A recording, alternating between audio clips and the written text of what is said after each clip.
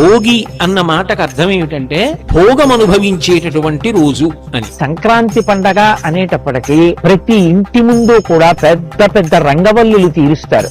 తీర్చి గొబ్బిళ్లు పెట్టి కన్యపిల్లలందరూ కూడా ఆ గొబ్బిళ్ల చుట్టూ తిరుగుతూ వారికి ఉత్తముడైనటువంటి భర్త లభించాలని, అలాగే హరిదాసులు చేతిలో ఆ తంబురా పట్టుకుని హరినామ సంకీర్తనం చేస్తూ ఒక కొత్త శోభని ఆవిష్కరించేటటువంటి కాలం. మూడవది కనుమ. కనుమ గొప్పతనం ఏమిటి అంటే సనాతన ధర్మం యొక్క విశాలమైనటువంటి హృదయం. బంధువులందరూ కలుసుకుంటారు, గంగిరెద్దుల వాళ్ళు వస్తారు, సంస్కృతిని నిలబెట్టుకుంటారు. ఆంధ్రదేశం సంస్కృతిలో అంతర్భాగాలు.